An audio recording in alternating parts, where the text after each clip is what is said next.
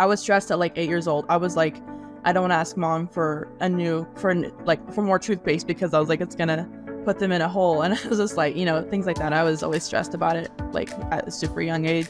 I've always been interested in being a cosmetologist, which is someone who does hair and stuff like that. But that was something like that was kind of shot down by my mom. I don't look at my finances at all because it just stresses me out. So like, I'll literally just not look at my bank account and then just be spending, swiping my card, going to the store, whatever else. What are we doing with our life? Like we're just working. We don't do anything. Like what are we working towards? And I was like, is this what life is?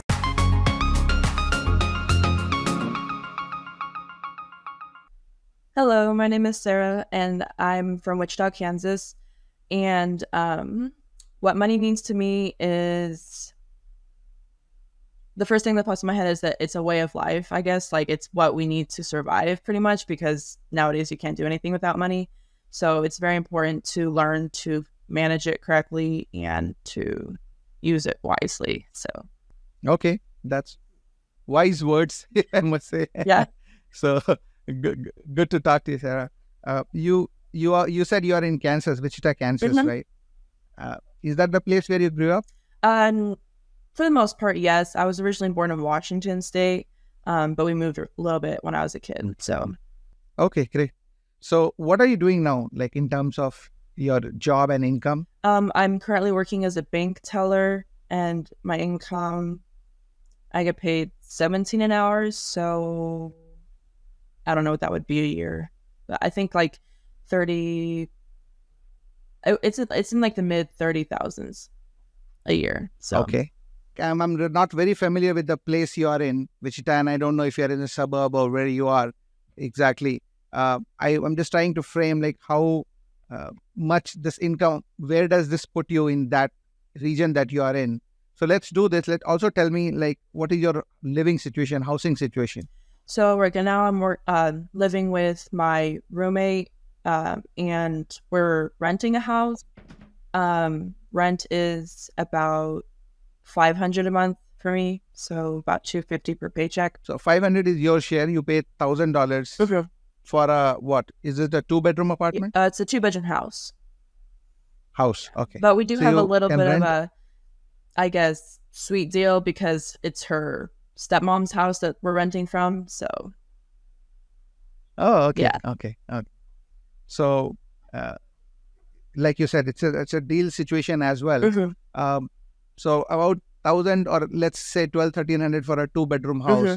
So it is middle to, I would say, on the lower side. It's on the lower spectrum of, if we look at median home rents in the US, generally you'll spend $1,500 or more for a nice 2-bedroom house for sure. Yeah.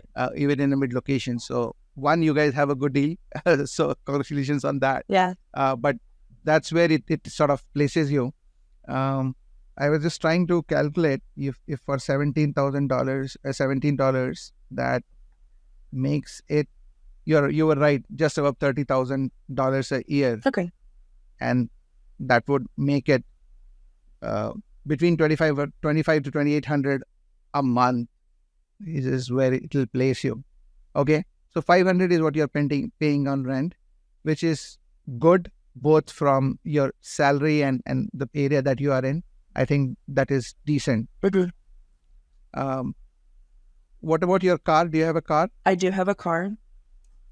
Okay. Did you buy it brand new or used? I bought it used back in 2020, I think, but it has its fair share of problems, and I'm hoping to save up for a new car. So. Okay. So what brand, what model is that car? It is a 2011 Hyundai Sonata. Okay. And it's troubling you, so you spend a lot of money in repairs and all whatnot, right? Yeah, suffer recently, but.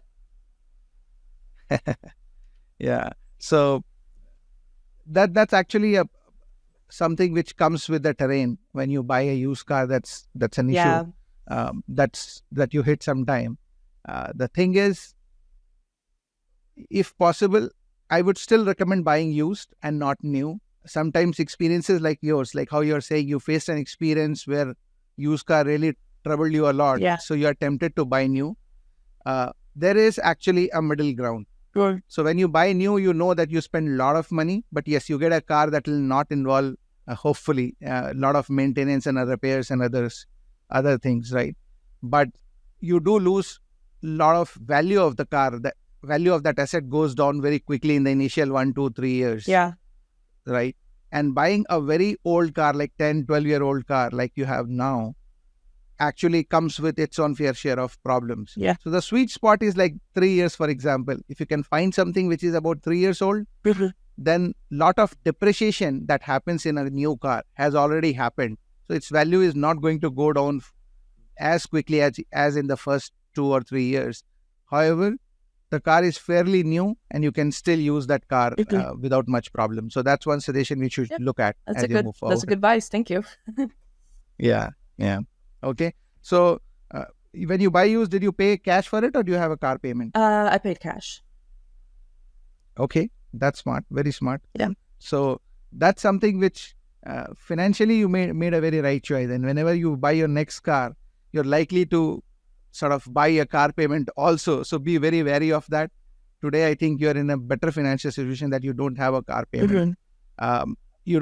You may not even realize it, but it's a fact. Studies have been done that car is something which is one of a major reason of like people struggling with money because they buy one car, maybe two cars in family, and then total cost of owning a car is much higher, which you are realizing because you are spending in repairs. So whenever you will buy a new car, it may not have repairs, but new car will have, for example, you'll pay more for insurance in a new car. That's true. Right? So the overall cost is really high and one should consider that. But you're in a great position. So you don't have a car payment and you just spend $500 a month in rent.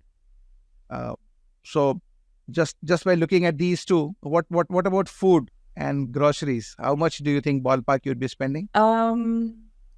That's probably, I feel like, my biggest, besides rent, that's probably where more of my money goes. I've been trying to stop eating out for two reasons. Obviously, because it takes my money, and then two, also because I am trying to like be healthier and like lose weight and stuff.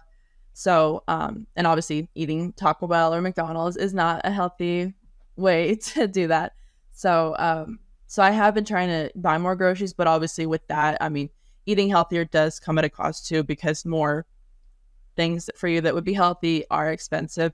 So I would say per month, I probably spend between $350 and $400 a month.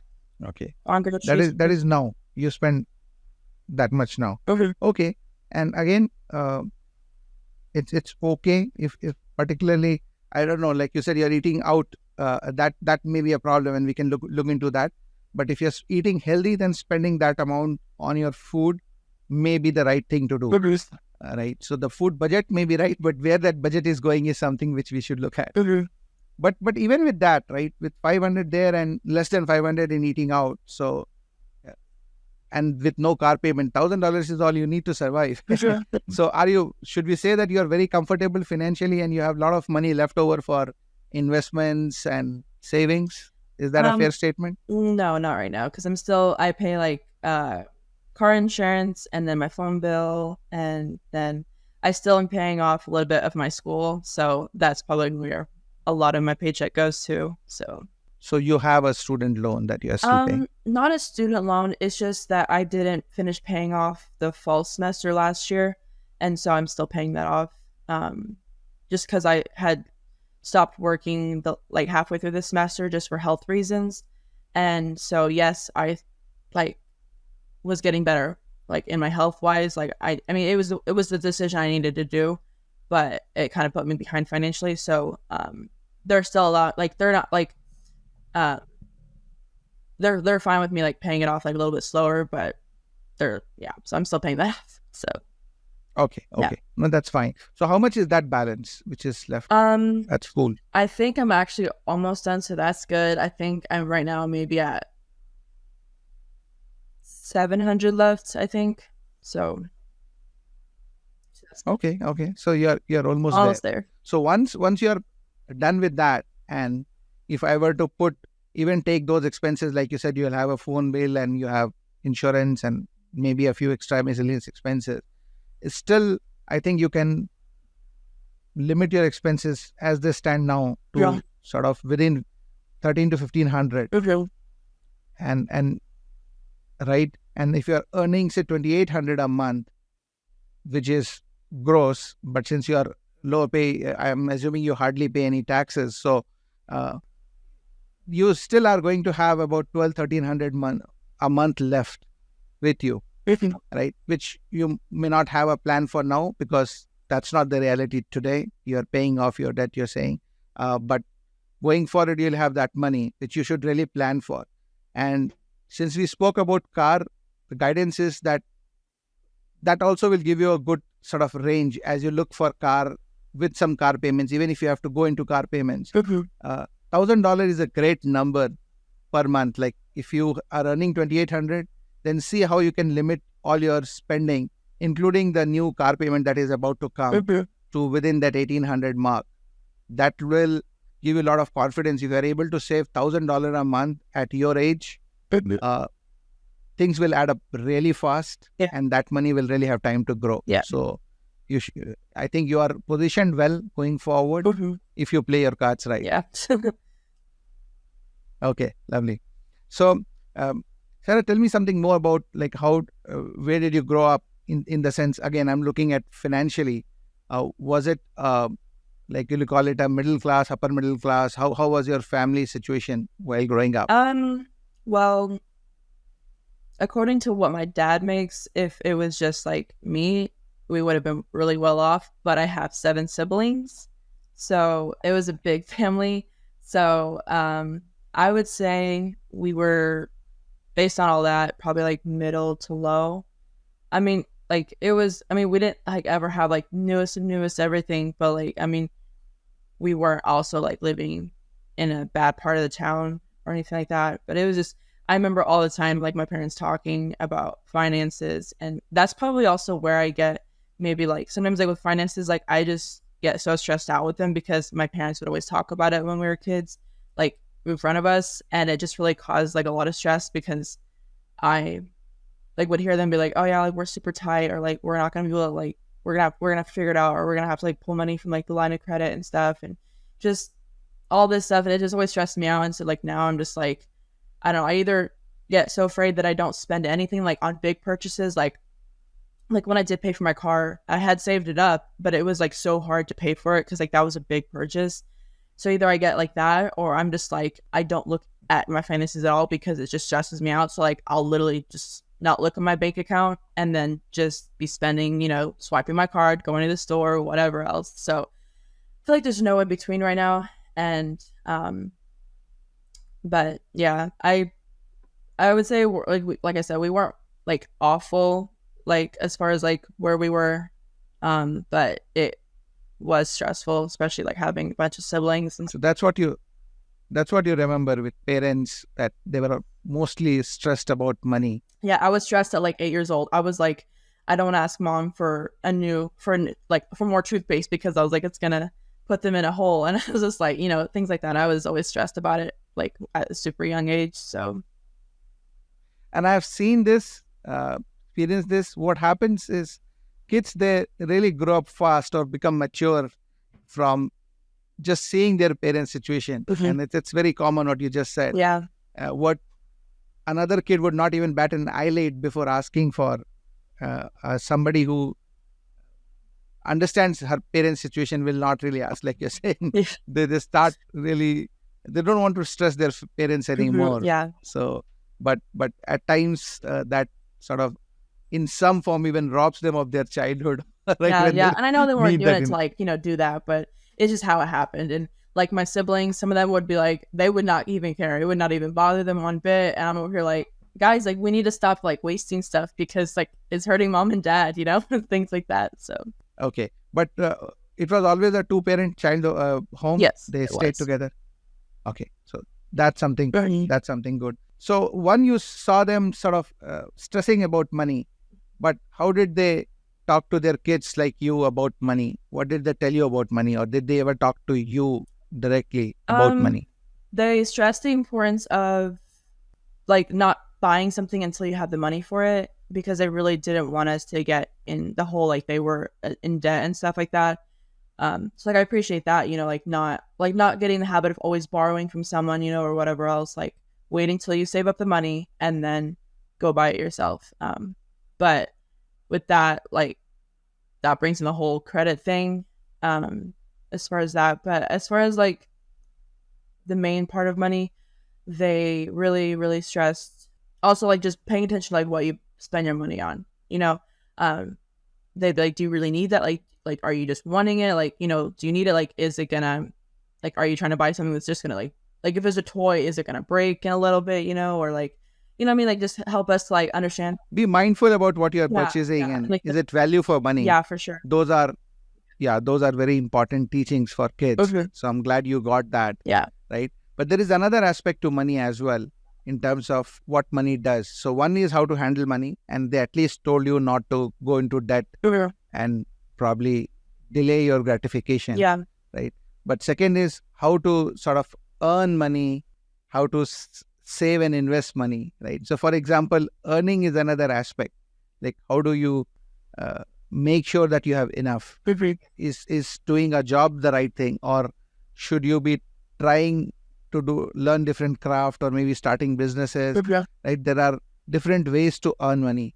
So was it always like make sure you study right, get a good job and get a secured paycheck, or was there any other conversation around money? There wasn't really like a whole bunch of stressing that. I mean, they obviously wanted us like, because they knew like not everyone would go to college, but they never really, like I see now other families and stuff, and they really help their kids understand the importance of like investing, or like even like they're investing already, or they're like working on like a business or whatever, or a craft that they're handy at, starting to make that into a business. I didn't really have any of that growing up though. Like looking back, I probably could have done that because I did do some things that probably could have made money. But for earning money, we just did stuff, I guess, around the house. Like we got a $5 a week allowance for, I guess, doing our chores and stuff. And then like if we mowed the lawn, we got some money, just doing like extra stuff. And then I babysat sometimes. But it was never really, it was more like you have to do something like right now to earn the money, but it wasn't ever like, you could invest this into like something for like later in life when you're older and it's going to be more valuable to you, or even trying to be more innovative and coming up with a business or anything like that. It wasn't really like that. And part of that probably was just for the fact that there was 8 kids.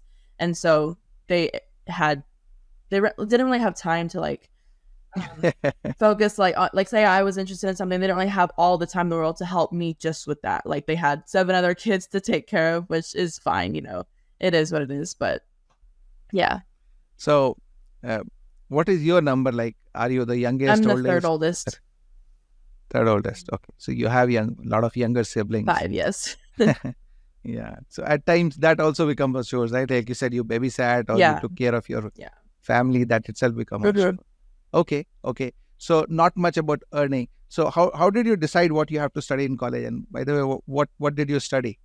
I started out doing elementary education to be a teacher, but then I kind of switched to just general halfway through. So I was like taking some basic classes, and it was a Bible college as well. So it wasn't like a traditional regular standard university. So I was taking like Bible classes and stuff, and I mainly had went for growth as a person because it was in Texas. So I moved out and I moved to Texas. So that did help me as a person to grow a little bit, become more independent. And instead of like always relying on my parents to do everything or, whatever else. Because when I was living at home before I went, they really, they helped a lot with finances too and everything. Because obviously I was living at home. So that was a huge cost already taken care of. And then like when my mom was like making the grocery list, she would still be like, hey Sarah, like do you need anything, So I wasn't having to really like be 100% responsible for buying my own like shampoo, conditioner, all that stuff, like because she was offering to pay for it. So I was like, okay, whatever. And then like if something would happen with my car, like they would help me take care of it, like help me pay for it or whatever else, or my dad would just go do stuff for me or whatever. So it just because they care about me, so they want to take care of me. But I was like, I need to become more independent. So I moved to Texas, went to Bible college for a little bit. So what I was studying there really does not do anything for me as far as like career wise at all, but it helped me grow a little bit as a person. So Sure, sure. And that is also important. So you made a call, you yeah. get out of the house and then go do something on your own, Yeah. which is commendable. But still staying on the topic of college, today you're saying that didn't do anything. What did you do any analysis before picking up what you'll study in college in terms of what its potential is or where it can lead you? Or you two, let's first pick up whatever comes in front of me and then we'll figure it out? Yes and no. So right after high school, I had thought I wanted to be an accountant, but that was just me, picking a career because I thought I had to. Like, I thought there was so much pressure, like right after you graduate high school, to find a career and go into that. But then that summer, I realized that that wasn't really what I wanted to do. So I just decided to not go to college, and I worked for a year. And then that year after, I did take some classes at a community college. Those credits would benefit me if I were to go back to college because they were at an actual accredited college. But then I really, I'm a Christian and everything. So like I felt like the Lord telling me like to go to Bible college and everything to grow more as a person, as a Christian and stuff. So that's why I decided to go to Texas and go to that Bible college. Even though it didn't do anything for me, like, because it's not accredited, so it didn't do anything for me career-wise. I had just thought I wanted to be a teacher and everything, and I still technically do because one day when I have a family, I do want to homeschool my own kids. So it did help me still, I guess, in that aspect, but I just won't see like the benefits of it until later when I actually can start doing that. But I don't know, like it wasn't something, like I knew it wasn't accredited. A lot of people told me, you're going to just waste your money and everything. But I was like, looking back, I grew a lot as a person and I don't regret anything. So yeah, I technically didn't get, a lot for my money, I guess, from what they think. But I look back and I grew a lot as a person and I would not go back and change anything. So. Okay. And that's important. Like if something is important for you, yeah, right. It's your life, and you decide your priorities. Nobody else can do that for you, right? At the same time, because when we started this call, right, that's why I was asking about what is money, and like how you said that money is important in life. It's something which you can't deny, right? That is required. So general advice to all young is that you strike a balance. There are things which your heart desires, right? In your case, going for theological studies and right, religious. There are some people who are interested in certain arts and crafts or history, and everything is right. There is nothing wrong in it. Like it's your interest, like we discussed, your priorities. Nobody can tell that should not be done. But there are two ways to approach it. One, I've seen folks decide to do something which they really love or like. They prioritize that immediately, and then maybe there is a long career where they're not making a lot of money and having financial struggle in life. That kind of keeps them, in some way, keeps them also away from where their heart is. Because they realize it's real life. I do have to go and earn money somehow. Right? So I have to go for this 15-hour-a-day job. And their other approach, alternative approach could be where you first do an analysis. And it can even be now, you're still young, I'm just saying, right? That do analysis, figure out this is what I'll do and this is what I'll get out of it. That's why even if it may not be my first choice in terms of where I want to spend most of my time or what I want to learn, I'll do this. Say, just for example, I become an accountant, start making good money.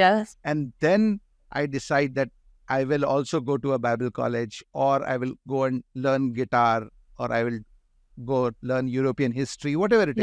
Right, for sure. Then that gives you a little bit more flexibility when you know at least you have set your life, and now you can do, it can still be done. So this is again just a message to the wider audience also, that sometimes it may be better to do that analysis and decide in what order you want to do things. Just right. Yeah, for sure. So you are currently a bank teller, you said. What are your either plans or aspirations? You comfortable, happy with this? Do you see yourself doing something completely different? At the moment, I really do enjoy it, but I've always been interested in being a cosmetologist, which is someone who does hair and stuff like that. But that was something like that was kind of shot down by my mom a lot, because she was like, well, you have to pay like a lot of money to go to the school, and then after that, it takes a lot of time to build your clientele and all that stuff like that. So she's like, it's not really a realistic career as far as like earning money. So I was just like, okay. So I never went for it. But I have been thinking about what if I did just go for it and I, started just doing it on the side alongside the bank teller, and then maybe it turns into something more. I don't know. But I don't know. Like, what do you think about that? Absolutely. And I just said, in fact, that is what I was going to suggest, that maybe at that point, mom was right. And maybe she was looking at how quickly you can be on your own, right? But you should figure out, there are nowadays more than ever, there are vocations and classes and trainings which will allow a lot of flexibility. You don't really have to go to college full time. I don't have full knowledge about how, for this particular trade, how do you study, but I'm sure it will be like any other, where you have to get those credits. So you have to learn, and you have to maybe do apprenticeship or whatever, but there could be flexibility around it. Yeah. So if this is where your heart is and you think you'll enjoy it, you must pursue it. And in fact, the sooner you do it, better it is, because once you have a family, kids and all, sometimes it starts to become more and more difficult. So it'll be better if you start, even if it means that for now you will not have a social life, or not have much of a social life. I don't have one right now anyway. So. You don't have no. No. See, you're already ready. Yeah. I know it can be tough. Nah. But you have to basically strike a balance and maybe give it some time, because you may enjoy it, but I don't know, on a lighter note, I don't know how you'll enjoy just giving away money as a teller. Yeah. I think you'll enjoy it more when people give you money. That's true. That's true. Maybe they deposit as well. Okay, that's cool. So you at least you have a plan, and which I like.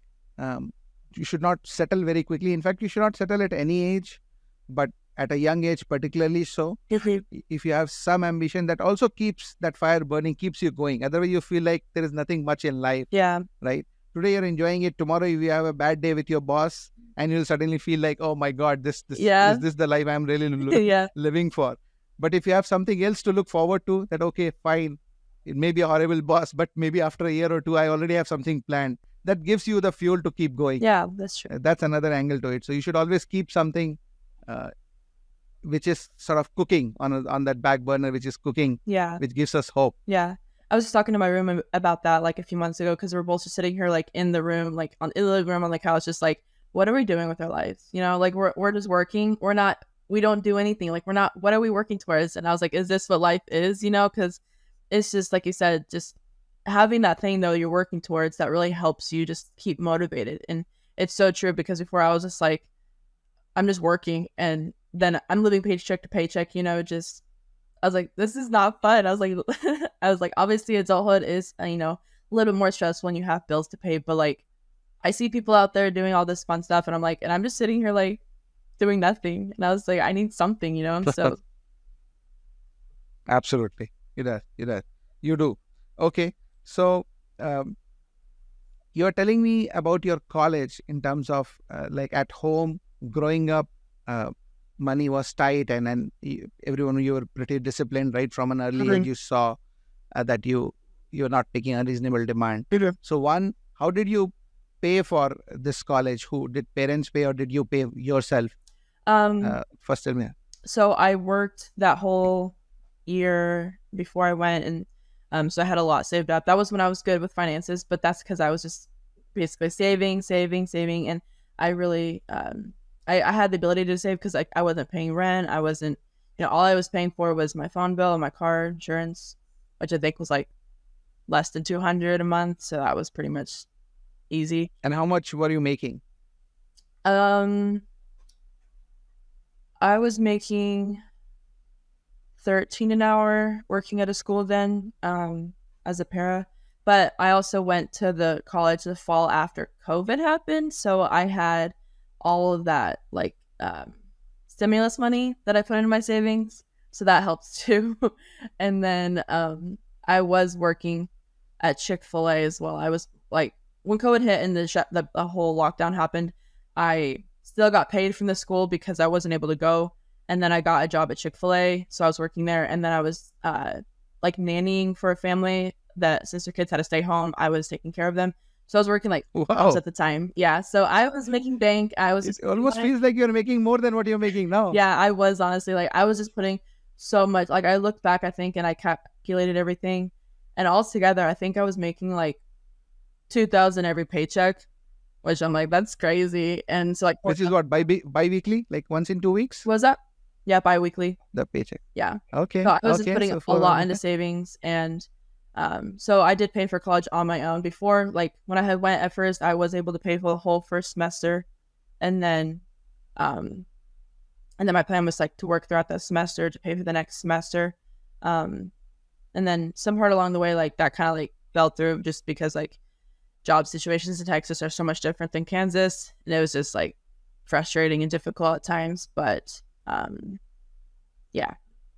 But so for the most part, I paid for it on my own.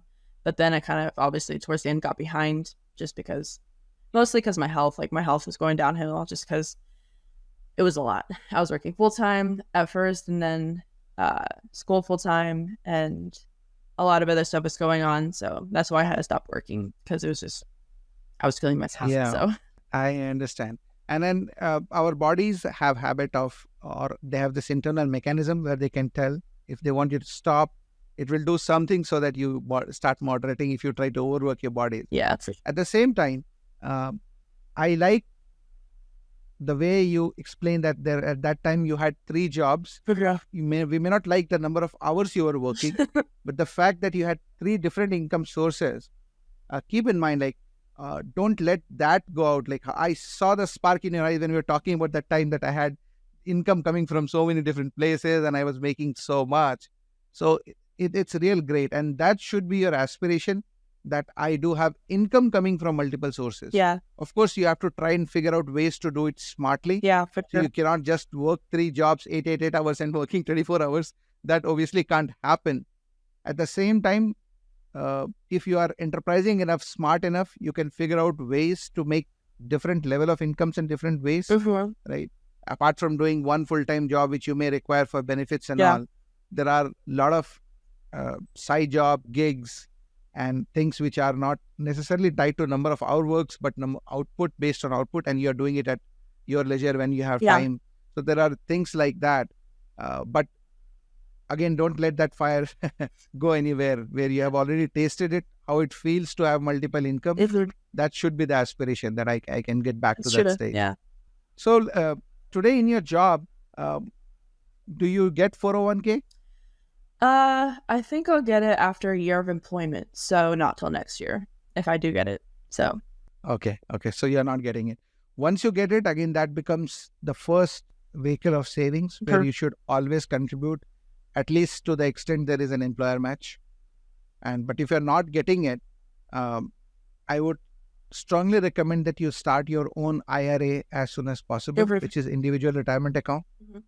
I think I might actually have one, because from the time that I was working at that school in 2020, I accumulated some sort of like money in like retirement or whatever. I don't really know what it was. So my dad was like, yeah, you can go put that into like, he's like, we can meet with like my financial advisor and like go put it into like a Roth IRA or something like that. I'm not sure exactly what it was, but so I think we put that in there, but I'll have to ask him like that. All that stuff. If you did all that stuff, please do. Yeah. Because if you did a Roth IRA, then you did great, because that was my next advice. Yeah. To all a that young stuff just like person it's so confusing though. Like, I don't understand it. So it's confusing if you let it be like that. If you don't make an attempt to understand it, it'll always be confusing, right? And because, again, we have established multiple times that money is so important in life, you owe it to yourself and your future self to make that effort and try and understand what some of these things are, right? So Roth IRA, for example, is one, it's a retirement account. So you put money now and then you withdraw later in life.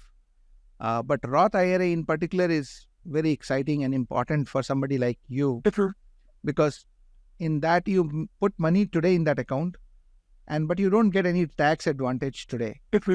And you don't really need a tax advantage because you are in the lowest possible tax bracket. Like I said, I don't even know whether you pay any taxes. We'll come to that, but right, with your kind of income.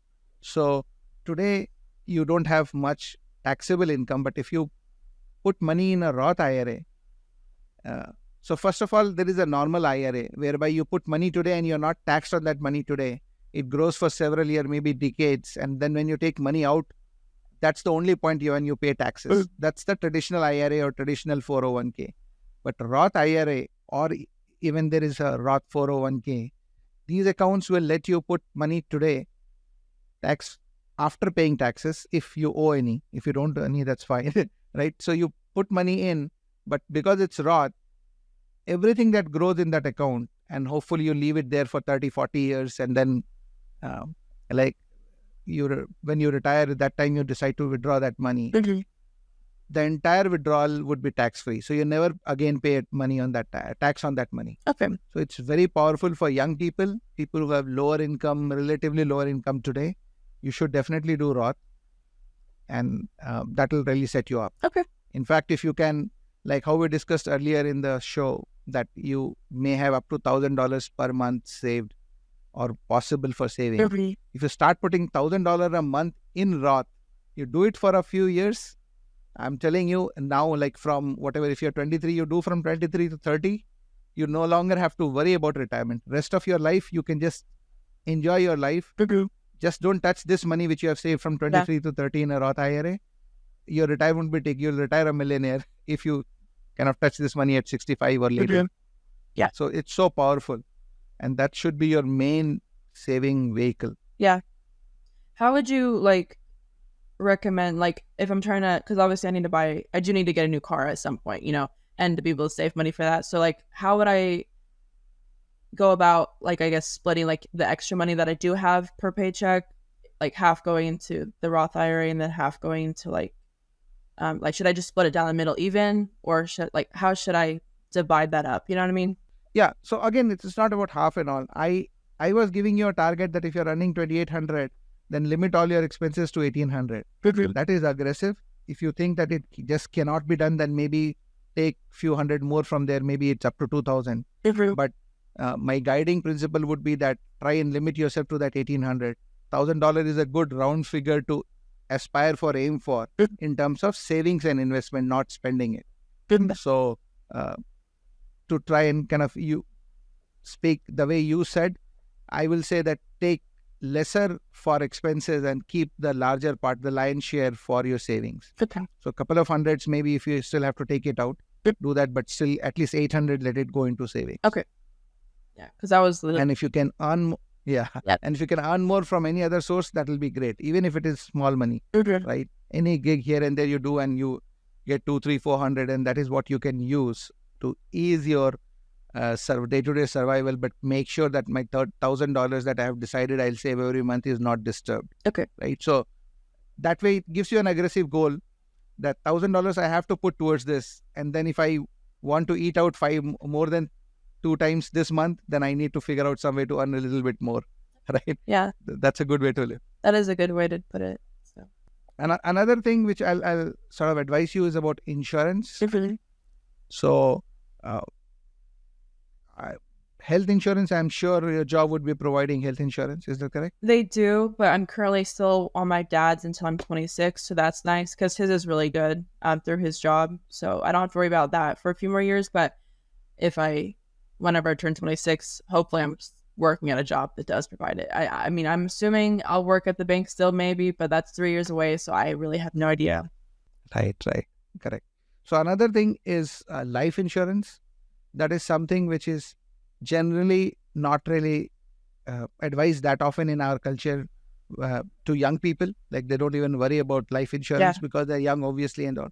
But the fact is that at some point in your life, when you have, say, kids and dependents, and if people do depend on you, then that time life insurance becomes important.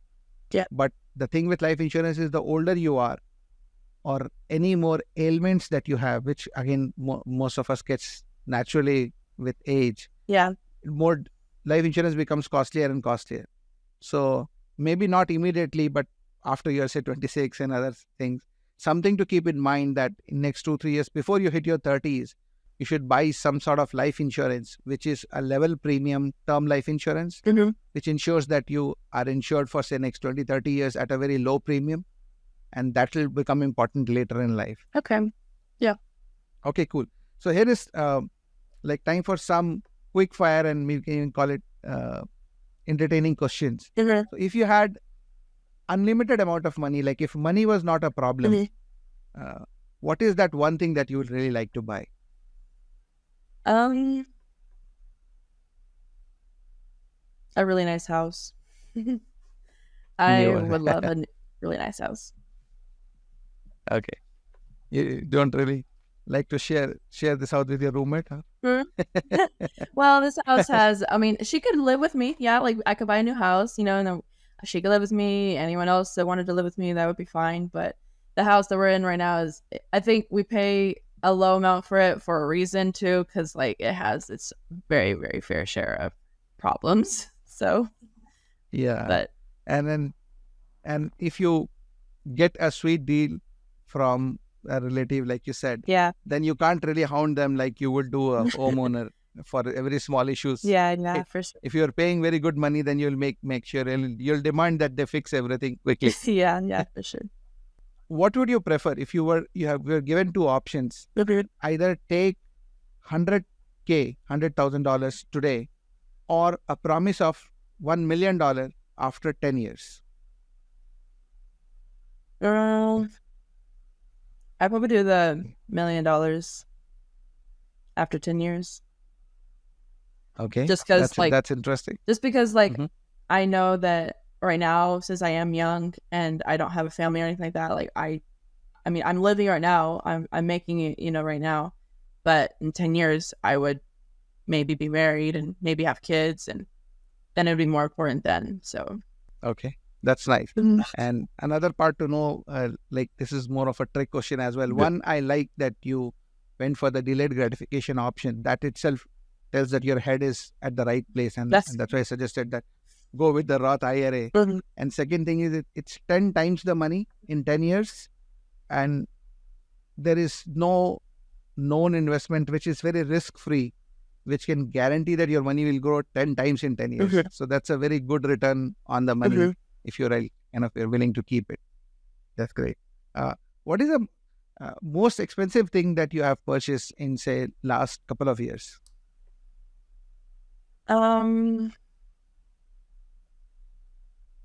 Like not including tuition or anything like that for school? Yeah, not school. Like it should be okay. Thing. Probably the car. The car that you paid cash for? Yeah. How much did you pay? Did you tell me earlier? I did not. It was $2,300, I think. So. Okay. It was back. That's very. Yeah, it was back. That's impressive, and I can see why that car is giving you issues, because it's a $2,300 car. Yes. Yeah, but that was very smart of you to not like go overboard and buy a very costly car. Yeah. So hopefully you'll find something better now. Yep. Okay, that's great. Any other question that you would want to ask me? No, I think I asked them all, and I do appreciate it and everything, because I do feel more prepared or like more educated on things to go forward. So. Yeah. In fact, there is. Thank you for that. There's one thing which I forgot to ask. I generally ask everyone, not just young people, but everyone, is about a potential life partner or significant other. Like when you're looking for a partner, in your opinion, how important it is to also look at their money habits, their their habits, or their just disposition towards money and their financial habits. How important is that for a relationship? Well, I do think it is important, because obviously even if they have bad, obviously it can be learned to do better, but it also depends on the person, are they a person that's stuck in their ways and that's just how they're going to do it, or are they willing to learn? But I've only had one relationship, so I really don't really have a lot of experience in that. But going forward, as I'm learning and I'm growing as a person, I think it is very important to pay attention to what, like, how they spend their money and stuff and what they spend it on, because that would be someone, like, obviously it's like, I have no problem helping provide like later in life, but I mean, it is more, I guess, suited for the guy to be more of the breadwinner or whatever. So it is important to look at that as far as like a partner and stuff. So Okay. Sure. Thank you for sharing that. And honestly, this advice is not just for a lady looking for a guy, but either way, because in a partnership, ultimately, those call them habits, or how you treat money, how you value money, how you spend money becomes really important. That is particularly when you start living the life together. Right. So that compatibility in terms of money, how what both of your money values are is actually important. And I encourage people to keep that in mind. That cannot be the first criteria or the only criteria, but when you're looking for a partner, but you do keep that in mind. Yeah, for sure. Because the point that you made about willing to learn and change, and this, unfortunately, this is not even true only for this money habits, but everything else as well. People seldom change. They may tell you that they want to change, but they don't. Yeah, they're like, oh my goodness, yeah, I could change for anything, but then it's like, no. Yeah. So it's so difficult. If somebody has a particular style and they have done it for 25 years of their life, they may tell you something, but it's very unlikely. So that's something to always keep in mind. Okay. Great, Sarah. I appreciate your time. It was a pleasure talking to you. I wish you all the best in your life. Thank you. I think, back to you too. we discussed, you are well set. You are in a good position, and the only way for you to go is up, provided you play your cards right. So I wish you all the best. Thank you. Appreciate it. Take care. You too.